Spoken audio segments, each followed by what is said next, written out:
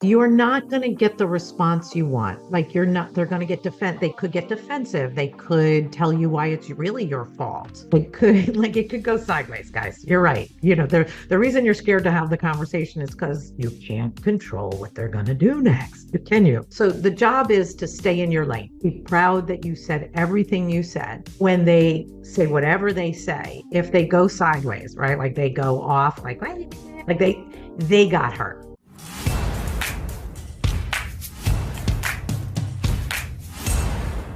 Welcome to another episode of Negotiate Your Best Life.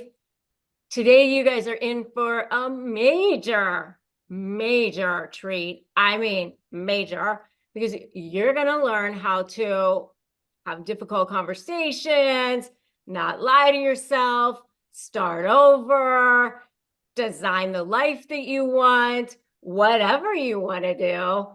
It's coming today because we've got Lauren Zander here, who is the coach to the stars, to Grammy winners, Emmy winners, to all kinds of people, CEOs.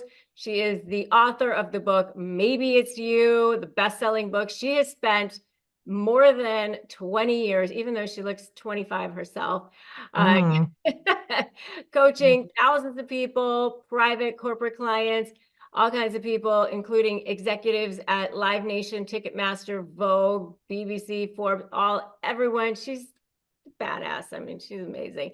She is the owner of and founder of the Handel Method. She owns the company, the Handel Group. She's just power girl. That's who she is. Thank you. And she's here to tell us how to live a better life. So welcome. Thank you. That was a good, fun intro. Yeah, let me try. But you gotta own it. There you go. That's right. So, well, let's talk, girl. All right. Where are we starting?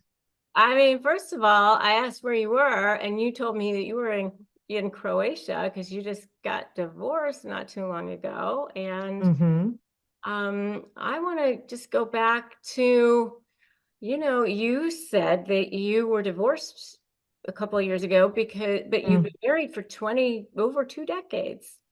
That's right. 22 years. We were together 25 years. And, we were one of those COVID couples. COVID couples. Like it was like a real thing, right? COVID couples, are you really, really, really happy with each other? And then you can't really know until you're really with each other and stuck in that house, not me running around working. And, I was just there and he was just there. And our kids are pretty old now. And so everything was different.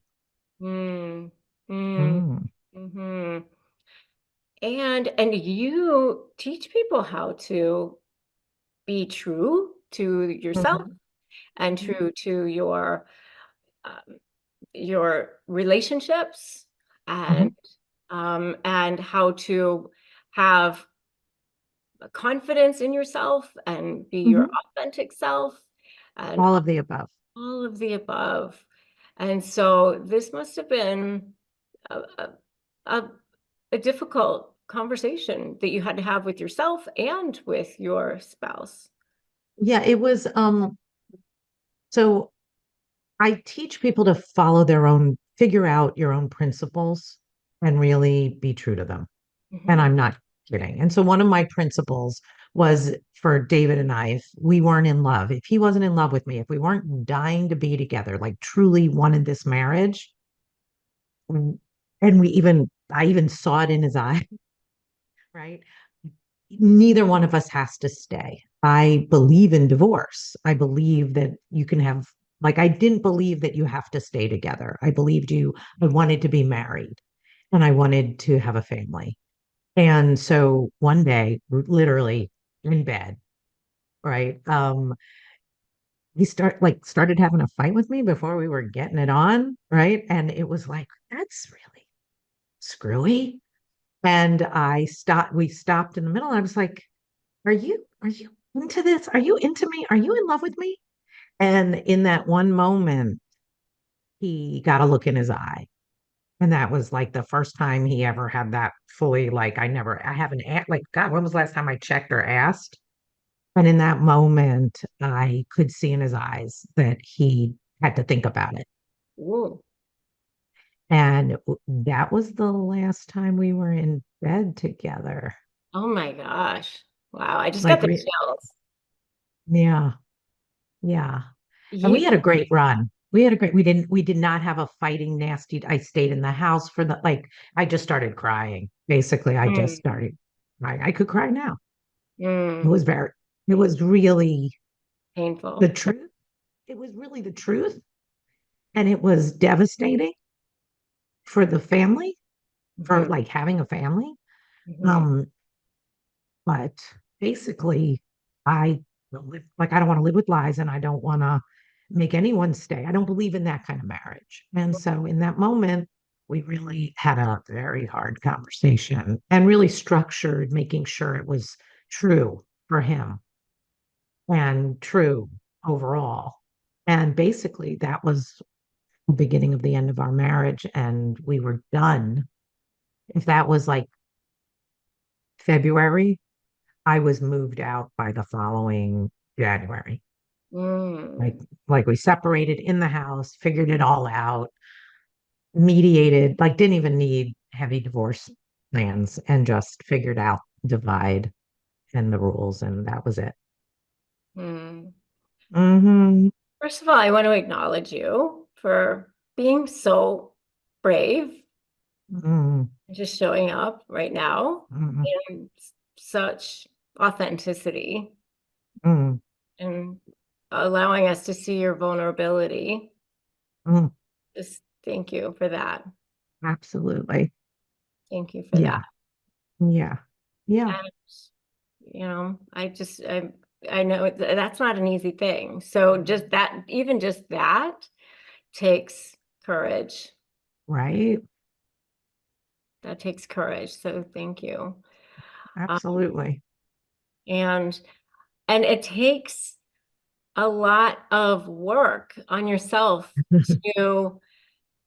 to be that person to say, if this person doesn't want to be with me, Mhm. I don't want to be with somebody who doesn't want to be with me. Yeah.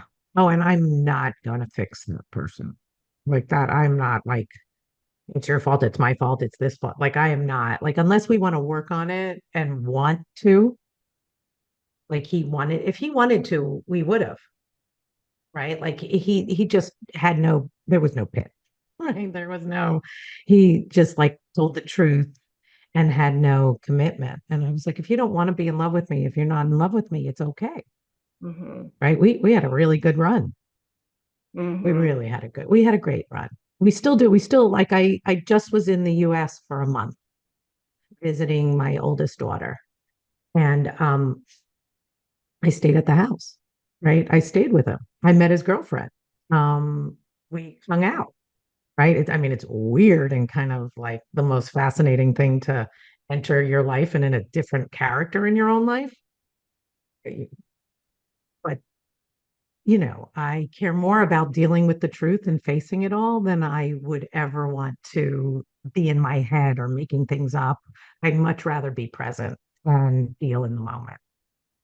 And that's what I teach. Like, there isn't a client I have or a podcast that I'm on that can't know the full transparent. When things are good, things are good. And when things are bad, everybody gets to know that too. So you say that integrity is a verb, not a noun. Yes. Yes. What do you mean Yes. by that? So most people want to go, I have integrity. I'm a good person. I have integrity. And then then they don't have to look at, did you lie today? What did you do what you said you would do today? Did you do everything you wish you would do today?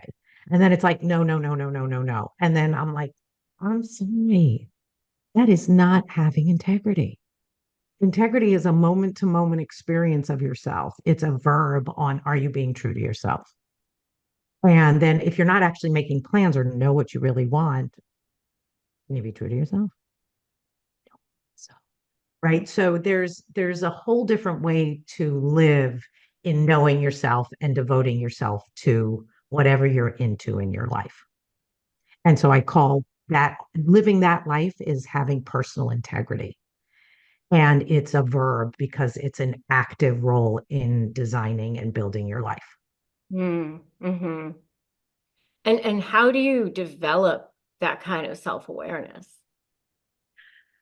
Well, as a matter of fact, this is what I've been doing for my entire career is developing how to teach people to do this without me being there with me, like and how to do it in a classroom and how to do it online, how to right. So basically it's a series of asking, laying out questions, like the right questions and format to ask a person to dream. Right. So I break life out into 12 different areas. And I ask you to write a dream and show you how to write a dream, but a dream in each of the 12 areas. And so all of us, and according to science, right, according to the studies, humans, over 80% of our thoughts, 80% of our thoughts are negative. Mm-hmm. And so all I do is get a person to focus on not positive language, but what you want, how you want to feel, what you really want in your life. We can talk about everything we don't want when Mm-hmm. we really suck at talking about what we do want. Mm-hmm. And we even suck more at feeling entitled to go get it. Like it's not popular. So I Mm-hmm. do a lot of helping people figure out what they want and how to go get it. And all that language that people don't have and don't even know how to use. Mm, Mm-hmm. Yeah. And I wrote down the 12 areas that you talked mhm, about, which is mhm. I'm just going to list them for people, Please. which is self. I've been tripping over them. If you ask me to list them, I'm like, I have to think Yeah, through so them I'm all. just going to So list please them for do. people. It's just self, body, love, spirituality, career, money, time, home, family, friends, fun and adventure, and community. So those are your 12 areas. Did I get them right? I think I got them You right. did. You totally did. You totally did. Yeah. So you get people to like write them out, and those you say those are the 12 personal areas that have to be aligned, right? You write a dream in each of the 12 areas because what happens that I in my work is I find out most people live in three areas of life and they wonder why they're not happy. One thing goes wrong and everything goes to shit. Right. And it's like people are not developing their whole lives. They're judging themselves on basically their career and the size of their ass. Right. Like, so we're not dreaming about how to fulfill on life. Mm-hmm. And we don't even know we're not. Right. And then we don't even know where we got why we are chasing what we're chasing, maybe. Right. It's to please our parents. It's like there's so much that and society and your best friend, right? Like we don't even know. So this is like a big time out to know yourself and think about, I think, the most important questions you should be answering about yourself and what you want in your life. Yeah, yeah. So how do you teach people how to have difficult conversations? So many people who I know who are dealing with somebody that they think is toxic or somebody that they just think is intimidating or I mean, I so many people I know, they just want to go along to get along because they just feel Mhm. like that's easier. But what I tell people is that delaying that conversation does not make it better. It just makes it worse because Bigger. you end up having to deal with the consequences or have the conversation down the road. Mhm. Anyway, so how do you get people to just have the conversation? I I let them take so first of all, people are scared to tell the truth and they're scared to not be able to control the situation. So Right. if I tell you Hoping it's not everything going and to it go well. I'm coaching this A-list celebrity who everybody knows who she is right now, but every time I get on the phone with her, she's like, "Oh, that's not going to go well. That's not going to go well." Like that's her refrain. It's like that's not going to go well. And so like I always have to kind of coach her through that because she's always so afraid of what the consequences are going to be, the backlash. Yes. Yeah. You know, I understand. It is the common, so I joke that the person you're talking about wants to be a is a golden retriever, right? Like they want everyone to like them. Like if Oh, someone that's came so in and funny. killed I it, always say that golden retrievers, if they were people, they'd be baking cookies for people. Like they'd be like bringing them into their home. Come on in. I am a little I'm much more from New York. I go if someone came in and killed the whole family, the golden retriever would still go home with the bad guy, right? Like he'd have no idea, like no care. Like he threw the ball, I gotta go, Yeah. right? Same And then I idea have a though. It's like the golden retrievers are like the nicest dogs of all of them. Yeah.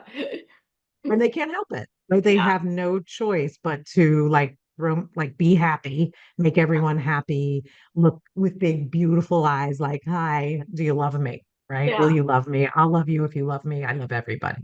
Yeah. Right? So and can't veer from that moment of needing to be liked.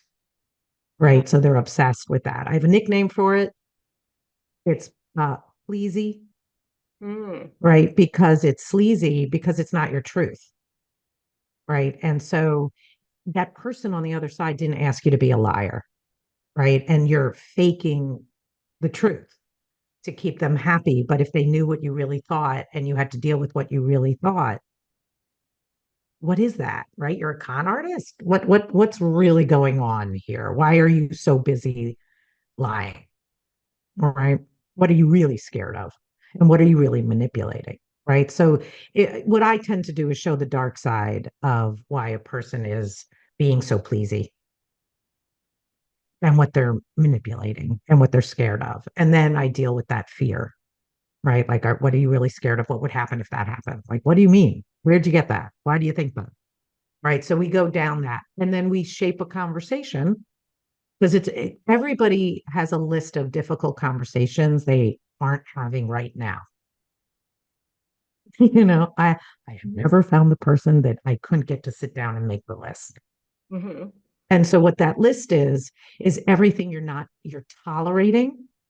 So the first list I have you do is do a list of everything you're tolerating in that relationship with yourself, whatever it is. It's a tolerance that you're having that you actually don't really have and you don't want to have that.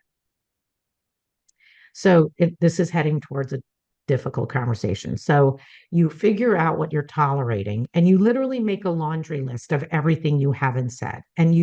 This is not the list you're sending. This is not the list you're even saying. Okay. This is like the brutal, ugly truth of what you're hiding. And the first thing one has to do is actually hear what they wish they could say and not get in trouble for. Right? You yelled at me and I don't forgive you for that. And then you don't even remember and you were drunk. Right, whatever, right? Like there's this list of a rant of something you wish you could say to that person. Mhm. Right. And then so you get the first laundry list. And then the second list is like, so what is that? Like, tell what's really going on there. Right. Like, so what are you really upset about? So you let the person really soften it, Mhm. right? Not soften it, lie, but like not be mean about it or pissed about it. So Mhm. right? And so you get the language to you frame the conversation. This is what can I have a difficult conversation with you? I'm really scared to have this conversation because one, this is how you do it. I want this conversation to go really well because I love you very much and you're a very important person to me. And it matters so much how you respond. So I really wanted to be really careful and I wanted you frame it. So frame the conversation. This is a difficult conversation. Why it's difficult Mhm. is always because you love the person or they're your boss. Or so you go, this is difficult for me because I really need you to be happy with my work, whatever it is. Mhm. Okay. So frame it well. Mhm. And then you go, and I also know that this is just my side. And I'm saying all of this so that not that I'm right. It's really so I can tell you what I haven't said to you. And I'm really confessing something I've intimately been hiding, like something I haven't been able to say. And I'm saying it to you so you can actually know it and tell me what you think. Mm, So the minute you do that, the person isn't in trouble. You are not right. They're not wrong. And you're just bringing your part to the table. Like, this is how this is for me. mhm, And so last Tuesday, when we were supposed to go to dinner, I got really hurt. So this is how it was for me. You called 10 minutes before we were supposed to go. And right. So, and then you tell what happened, the facts. Like, this is what happened. And then this is what I interpreted it to be, or this is how I felt.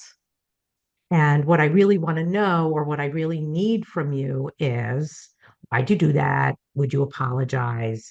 And in the future. So you're kind of shaping the whole conversation so it can be successful. mhm, mhm. That really works. Yeah. Yes. You know, what I like about it is, so I counsel people in my world to do what I call fluff or favor, vomit later. So when we're I talking have about to, okay, that's excellent. That's hysterical. for, well, when you're talking about high conflict personalities or narcissists, because they Yeah. want adulation. What do they want more than anything is narcissistic supply. They need adulation, or they need admiration, or, you know, they want to have their ego stroked. Okay. So I always say, you know, start off with the fluff or favor, fluff to get, you know, what they want. So give them a little, I always say, give them a little something, something they want, then you get a little something, something you want. So what I like about that is that you're starting off with that fluffing of, you know, Yes. of the ego piece of it. Mhm. Right? Well, it really is why the person is scared to have the conversation is the outcome you're, why do you Because need you're that important outcome? to me, because I love you Mm, so much, or because I think so mm, highly of you, you're my boss, or whatever. And so that's what I like about that approach, hmm. is that you're starting off with, you know, this is a difficult conversation for me because this is why you're so important to me. Right. And so I like that approach, because you're literally laying it out, and you're also saying, you're giving them that fluff, that narcissistic Yes. fluffing that I talk about, Yes. fluffing up their Yes. ego, like you Yeah. fluff And then the when you tell someone you want, like, it's a very difficult conversation for you and you're scared, it naturally puts the other person to want to help. Right. Mhm. Like, it's like, oh, come on, it can't be that bad. Let me hear. Uh-oh. Like, and it puts them in an uh-oh. Like, did I do something wrong? What is it? Yeah. Right. So they have it sets the other person up to care, Yeah. to know you're being vulnerable, Mhm. and to, like, it softens the other person too. Right. Yeah. Like, it's just the right touch. And Yes. it's honest. And it's honest. I like that. I like that. Very good. Um, Yes. so are there any other tidbits or ideas that you have around that, or um Um, you're not going to get the response you want. Like, you're not, they're going to they could get defensive. They could tell you why it's really your fault. It could, like, it could go sideways, guys. You're right. The reason you're scared to have the conversation is because you can't control what they're going to do next. Can you? Right. So then so the job is to stay in your lane. Be proud that you said everything you said. When they say whatever they say, if they go sideways, right? Like, they go off, like, like they got hurt. They got something, right? Something got triggered in them, right? This is very important. Your job in that moment, if it goes sideways, is not to veer from your point, but to mirror back what they just said, good, good. right? Oh, so so you think I shouldn't have done this, I should have done that, I should have like whatever they just said that is sideways.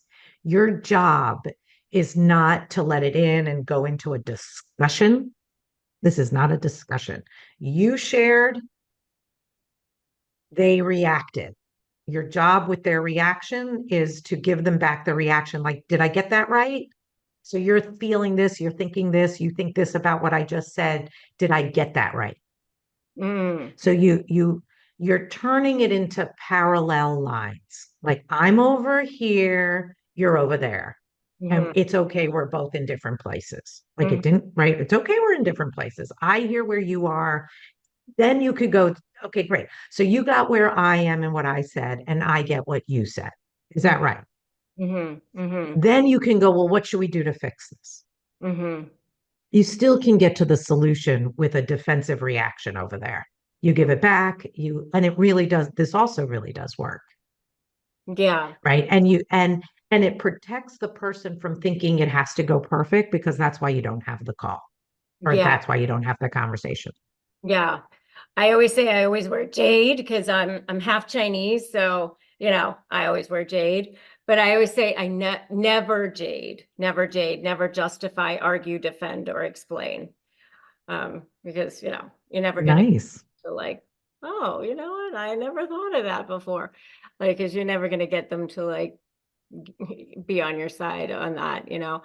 But I was gonna ask you, how do you get you like outside the voice in your head? So like I often say that the very first negotiation that you have to do is with your own self for your own self-worth. Uh, Mm, and so how do you get outside your head?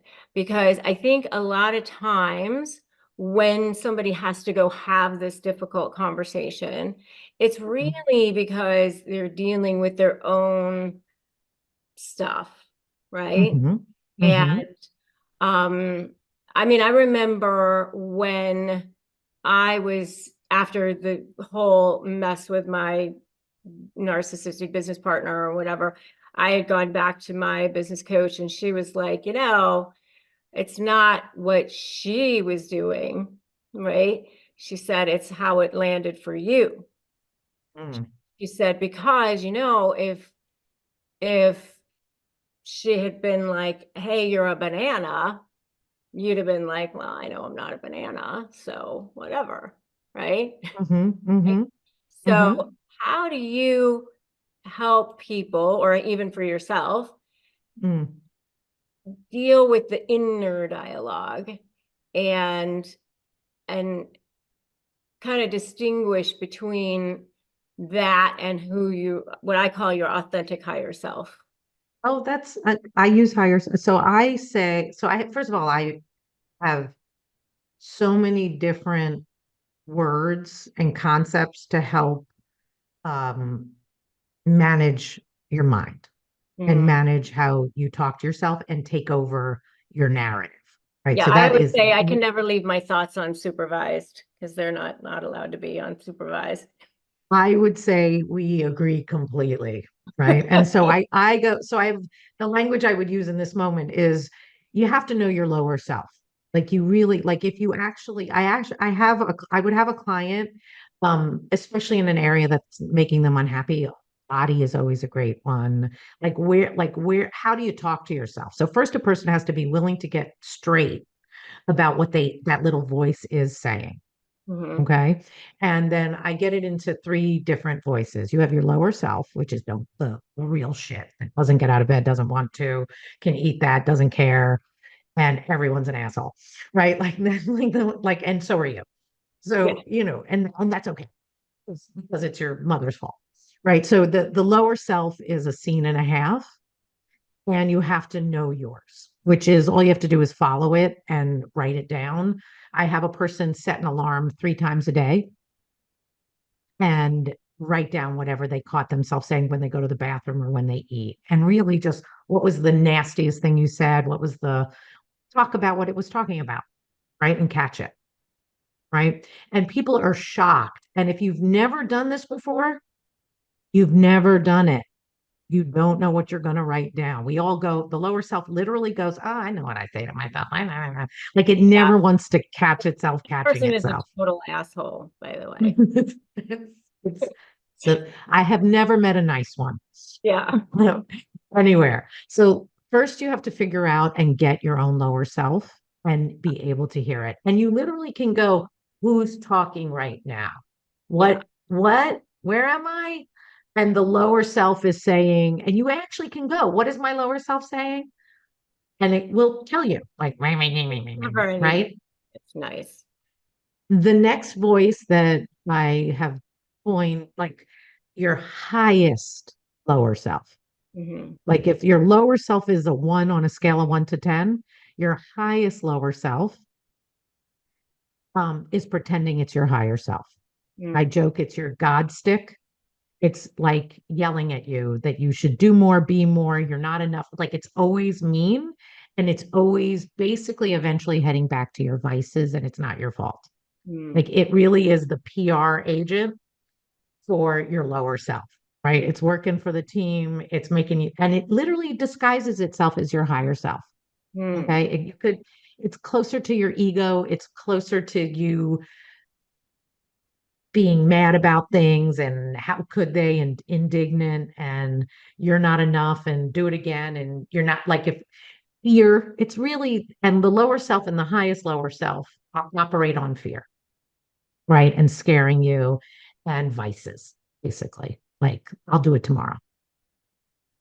Then you can ask yourself, what does your higher self say to both of those guys? You really can just ask, like, what do you really think? And your higher self is not a goody two shoes. Your higher self is not trying to be perfect. Your higher self is something until you are asking what it has to say, you don't know what it has to say. Mm. And again, it's a moment to moment daily occurrence. It's not like it's an arm. Okay. It's its own, like you have to develop your interest in your own inner dialogue and directing it and understanding basically what it's doing for a living. Mm. I love that. I love that. To me, the authentic higher self is like Glinda the Good Witch, who is like the one that said to the Wicked Witch, Get out of here. You have no power here. Please." Mine's a little bit of as long as I'm transparent and everyone can know. And the Wicked Witch was like, "Oh my God, I'm getting away from her." Because, because remember how Glinda was like, please, she was so like nonplussed by her, like, please, you have no power here. Like, She was. She was. yeah, that is so like how authentic people are with narcissists. They're like, you have no power here. That's not authentic. When you are so in your power, Mm, that's yeah. Yeah. it is. That's what we all strive for. Yes. Yes. Well, I recommend people ask themselves the question and start to get in the habit like, who's talking now? Yeah. Right? Who said that? Right? Do I really believe that? Is that what my higher self would say? Like learning to have a dialogue with your inner dialogue is literally the greatest trick. And figuring out the voice itself. And then there's all this work I have you do on your parents. Yeah. I'm sorry to report that a lot of our inner dialogue and the way we operate comes from mom and dad and the culture you're in, Yeah. right? And so I ask people to do all their positive and negative parent traits Yeah. and how they live in you. Mhm. Yeah. And then you really do have a pleasy, right? Like everything has to be great, right? Where'd you get that from? My mom, right? So we're way more the golden retreat. We're the animal that came out of that animal. Hmm. And no matter how we like to deny, like, what do you mean I have a predictability, Yeah. right? Underline the dick part. You have a predickability. Yeah. Yeah. That's very predictable. Yeah. Well, we were born feeling whole when we were babies. We weren't feeling self-conscious or judged. We felt fine in that moment. We certainly were willing to be moody. Yeah, but in that moment, I think we didn't feel, oh my God, we just were okay, we're here. It was everything else that started layering on after that. Yeah. Do you have children? Or 4 kids. yeah, That's serious. they're all Excellent. grown now. They're big. So, but so why should you not accept an accidental life? Oh, you'll feel like a victim. You'll come your inner dialogue. Listen, if you're grateful for your life and you live in a state of gratitude and you really are happy, that's that's the ideal, right? Like that you're proud of yourself. I think you should be proud of yourself and proud of how you live and that you love being you, right? Like, do you love being you? Is it fun to be you? Are you proud to be you? And if the answer isn't yes, then you're not living a designed life. Like you didn't pick your life, right? Yeah. You know, that body of yours, that like everything is under your own dominion and you do have power. And I don't care what age you are, right? You have an incredible amount of power to change anything any day, right now. And so and then your dreams are the future you want. Living into your dream, like if you live into your dream, you believe it's happening today. So it isn't even about getting the dream so you could be happy.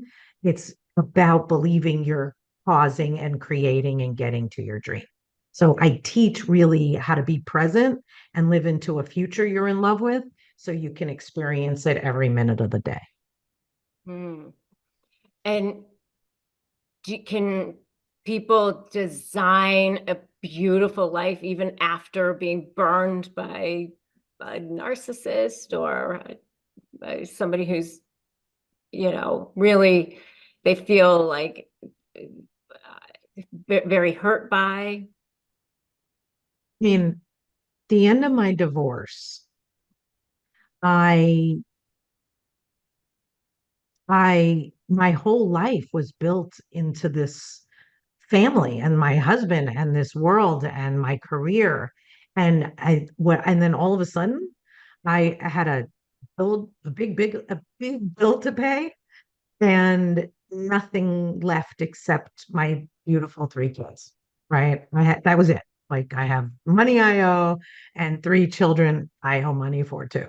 Right. So and then my husband and the whole structure was gone. And I was like, I cannot believe I'm back at my own homework where I have to start dreaming again, right? I don't have the same friends. I don't have the same dreams anymore. Like I had to figure out what I wanted for love. I joke, you remember the movie The Jerk? Mhm. All I I need was is like, this chair and this pen and this lamp. that's literally, I was like back in this moment where it was more for me. It was like, okay, I love coffee. I'm taking coffee with me, right? Like, what do I love in my new life? Because I have to rebuild it. And I lost so many things that I didn't even know I was taking for granted. Like, I didn't even understand how much I could lose till I had to start over. But that's like I wrote a dream. I wrote a dream about where I wanted to. I wrote a dream about leaving the United States. I wrote a dream about love, what I wanted in my next love life, like what I wanted, my home, what I wanted. Like I just started dreaming everything. And the minute you start to dream, any individual starts to dream, if it literally is a North Star, right? If you go, right, like the minute your language starts going, these are the things I want, the instinct of a human is to go get it. Hmm. That's so beautiful. I love that. I find it to be really true. And I find that I have found people, so because I gave my homework out to thousands of people, like Inner You has got all this homework to it. And if you do this self-study and do the homework, what happens? And I've now been doing this for 20 years. And the amount of dreams that happen just because a person wrote them down, Mhm. is actually way more moving than you can, like, that's what blows my mind, Mhm. is that a person just starts to talk about the friendships they want or whatever they're looking for. And it happens naturally Mhm. because they started thinking about it and believing it. And the inner dialogue had something it wanted to talk about and think about. The higher self had something it was up to. Yeah. I actually saw a statistic that it's like, I don't know, 70 or 80% more likely to manifest or something like that if you write it down. I can't remember what the statistic was, but it's pretty high. It's pretty high. That I have been like since 2005, I've been making every client or student I've ever worked with write down all their dreams. Yeah. Right. And I mean, I do a lot more other work about your haunting memories and what you have to get over in your life, like the harder parts of, you know, what's going on with being human. Mhm. But dreaming is an absolute, like, it's the best advice we could be giving people right now.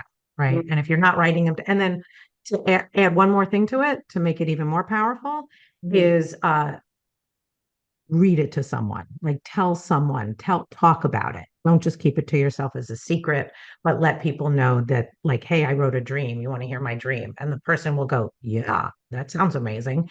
And then it gets the other person to dream too. What's your dream? Right? Like, when was the last time you had a conversation about dreaming? And are you? Mhm. And even with your kids, like, everybody can have this conversation. I love it. Beautiful. Mm. So where can people learn more about you? Well, I recommend anyone who wants to find me. I'm Lauren Zander. You can follow me on Instagram, everywhere, right? You can follow me. But the best way to get to me is to buy my course, Inner You, inner INNERU .coach. And when you buy one of my courses, I teach courses for free once anyone owns any of my classes. And and that's like year after year after year. I love teaching in groups, and I do private clients, obviously, but I teach all the time. So if you buy Inner You, you can find me basically for the rest of your life. There you go. So go check her out. Do you have social handles or anything like that as well? Um, Coach, you can follow on Instagram. We have that. And then Lauren Zander. And then my website is the Handel Group. All right, go check her out. Go follow her. Check out her classes. She's amazing. You got to hear it right here. So thank you so much. You're superpower, supergirl. Love it. Thank you. Thank Thank you. you.